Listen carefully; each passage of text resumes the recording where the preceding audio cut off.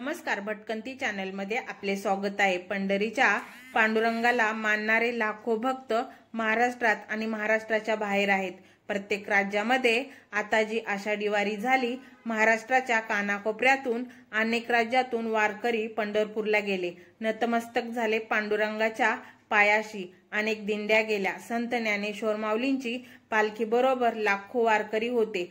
जगद्गुरु संत तुकाराम महाराज अनेक संतांच्या पालख्या बरोबर लाखो वारकरी गेले होते। ऊन वारा पाऊस याची कुठलीही तमा न बाळगता एकच ध्यास की पंढरपूरला जायचे आणि पांडुरंगाच्या पायाशी नतमस्तक व्हायचे।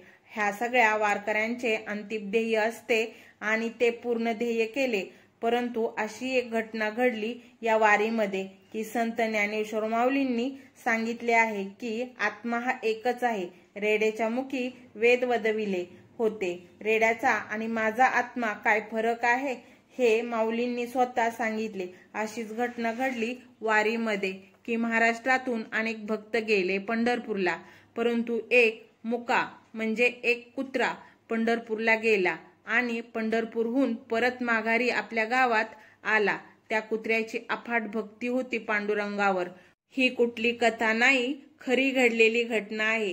ती आज आपल्या व्हिडिओ मधून पाहणार आहोत की कुत्रा पंढरपूरला गेला आणि एकटा परत माघारी आला। काय आहे ही घटना, त्यासाठी हा व्हिडिओ नक्की पहा।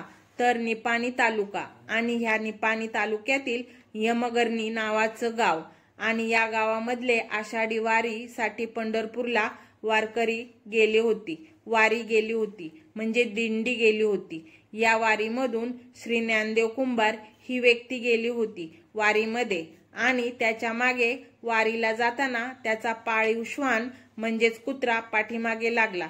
कुत्रा मागे सरतच नव्हता, मारले तरी तो मागे येत होता। त्यांच्या बरोबर होती ती सगळी मंडळी बोलली, ह्या कुत्र्याला सुद्धा वारीला घ्या।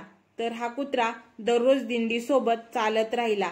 11 जुलै पर्यंत यमगर्णीवासी यांच्या दिंडी सोबत हा मुक्कामाला बरोबर कुत्रा होता। ज्या ठिकाणी मुक्काम त्या ठिकाणी कुत्रा थांबायचा। सकाळी चालायला लागले वारकरी की तो चालायचा। असा मुक्काम करीत करीत द्वादशीला पोहोचले वारकरी आणि पंढरपूरहून दिंडीची यमगर्णीकडे आगमन होणार म्हणजे सगळ्या वारकऱ्यांनी दर्शन घेतले पांडुरंगाचे। चला म्हणाले आता परत माघारी। सर्व वारकरी परतीच्या तयारीला लागले।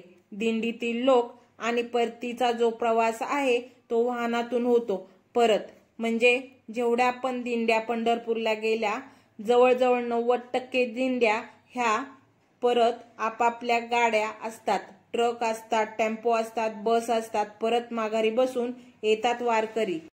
त्यामुळे वारी सोबत आलेला जो कुत्रा आहे, सगळ्यांनी विचार केला चला आता कुत्र्यालाही आपण गाडीमध्ये बसवू आणि आपल्या गावाला जाऊ माघारी। परंतु पंढरपूरला लाखो वारकरी आले होते आणि या यात्रेच्या गर्दीत हा कुत्रा चुकला। कुत्रा चुकल्यानंतर श्री ज्ञानदेव कुंभार वारीतील त्यांचे वारकरी म्हणजे लोक, त्यांच्या गावातील ह्या सगळ्यांनी पंढरपूरमध्ये कुत्र्याला शोधण्याचा प्रयत्न केला। परंतु लाखो लोक हे मूक आणि ते कसं मिळणार एवढ्या गर्दीत, कुत्र काय कुठं मिळेना। मग सगळ्यांनी विचार केला की कुत्र काय आपल्याला मिळत नाही, चला आपलं माघारी। सगळी तिथे त्या कुत्र्याला तिथंच सोडून म्हणजे यमगर्णीच्या दिशेने प्रवास चालू झाला त्यांचा टेम्पोचा। मालकासह सर्व वारकऱ्यांची चर्चा चालू झाली गाडीत। कुत्रा पंढरपूरमध्ये राहिला, चुकला, आता काय परत माघारी येत नाही। एवढ्या गर्दीतून त्याला रस्ता सापडणार नाही। परंतु 2 दिवसापूर्वी अचानक हा कुत्रा पायी प्रवास करत हा कुत्रा पंढरपूरहून यमगर्णी गावामध्ये दाखल झाला। कुत्रा अक्षरशः ही घटना पाहून एकूण डोळ्यात पाणी येईल आणि हा कुत्रा परत गावात आल्यानंतर सर्वांना आश्चर्य व्यक्त केले आणि यावेळी श्वानप्रेमी श्री कोरे आणि कुत्र्याचे मालक ज्ञानदेव कुंभार यांच्या मार्गदर्शनाखाली विठ्ठल मंदिरापासून ते श्री एकनाथ कुंभार यांच्या घरापर्यंत एक मिरवणूक काढली आणि आजही गाव परिसरामध्ये संपूर्ण पंचक्रोशीमध्ये कुत्र्याची वाहवा होते। लोक आश्चर्य करतायत। विचार करा की पंढरपूर निपाणी मधलं गाव, या गावापर्यंत हा कुत्रा परत चालत आला. विचार करण्याची गोष्ट आहे. ज्या कुत्र्याचे अफाट प्रेम पांडुरंगावरती होते आणि बुद्धी देणारा शेवटी पांडुरंग आहे, तो पांडुरंगाच्या पायाशी नतमस्तक व्हायला त्या ठिकाणी आला पंढरपूरला. परंतु देवाने त्याला बुद्धी दिली आणि परत त्याच्या गावी त्याला पोचवण्याचे काम पांडुरंगांनी केले. की मूक प्राणी जरी असलं ना तरी त्यांना फक्त बोलता येत नाही, पण अंतर्ज्ञान हे सगळं त्यांना असते. कुत्र्याने पंढरपूरची वारी केली.